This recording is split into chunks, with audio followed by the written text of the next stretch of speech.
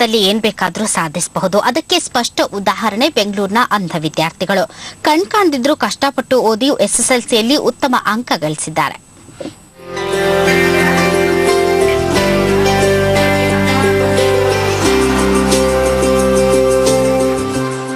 ಬದುಕಲ್ಲಿ ಬೆಳಕನ್ನ ಕಾಣದೆ ಕತ್ತಲಲ್ಲಿ ಇದ್ರೂ ಸಾಧನೆಗೆ ಅಂಧತ್ವ ಅಡ್ಡಿ ಆಗೋಲ್ಲ ಅಂತ ತೋರಿದ ದಿಟ್ಟರು ಇವರು.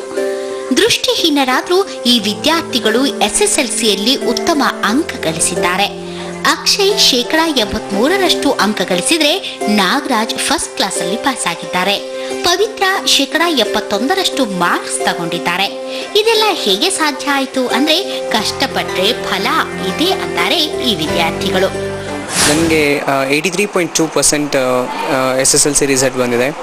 ಹಾಗೆ ಇದು ಸಾಧ್ಯ ಆಗಿರೋದು ತುಂಬಾ ಯಾವುದೇ ರೀತಿ ಕಷ್ಟ ಏನೂ ಆಗಿಲ್ಲ.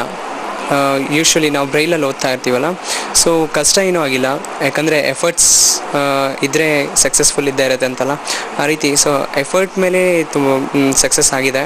ಬೆಂಗಳೂರಿನ ಸಮರ್ಥನಂ ಸಂಸ್ಥೆಯ ಈ ವಿದ್ಯಾರ್ಥಿಗಳಲ್ಲಿ ಒಬ್ರು ಕಲಾ ವಿಭಾಗದಲ್ಲಿ ಮುಂದುವರಿಬೇಕು ಅಂದ್ರೆ ಮತ್ತೊಬ್ಬ ಕಾಮರ್ಸ್ ಆಯ್ಕೆ ಮಾಡಿಕೊಂಡು BBM ಓದ್ತೀನಿ ಅಂತಾರೆ.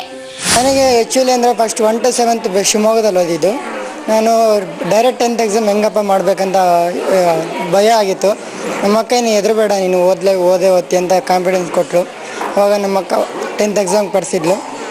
10th ಎಕ್ಸಾಮಲ್ಲಿ ಫಸ್ಟ್ ಪರ್ಸೆಂಟೇಜ್ ಬಂದೆ, ಫಸ್ಟ್ ಕ್ಲಾಸು. ಈಗ ನಾನು ಫಸ್ಟ್ ಕ್ಲಾಸ್ ಬಂದಿದ್ದೀನಿ, ಕಾಮರ್ಸ್ ತೊಗೊಬೇಕಂತ ಇದ್ದೀನಿ. ಇನ್ನು ತಾನು ವರ್ಷವೆಲ್ಲ ಕಷ್ಟಪಟ್ಟು ಪಾಠ ಹೇಳಿಕೊಟ್ಟಿದ್ದು ಸಾರ್ಥಕ ಆಯಿತು ಅಂತಾರೆ ಅನುಪಮಾ ಟೀಚರ್. ಎಕನಾಮಿಕ್ಸ್ ಟೀಚ್ ಮಾಡ್ತಾ ಇದ್ದೆ.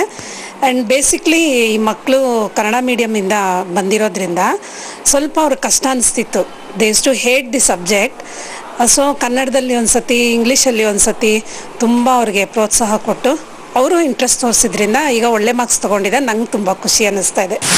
ತಾವು ಅಂಧರು ಅನ್ನೋ ಸಂಕಟವಿಲ್ಲದೆ ಉತ್ತಮ ಅಂಕ ಗಳಿಸಿದ ಇವರು ನಿಜಕ್ಕೂ ಮಾದರಿ. ಅಶ್ವಿನಿ, ಸುವರ್ಣ ನ್ಯೂಸ್ 24/7 ಬೆಂಗಳೂರು.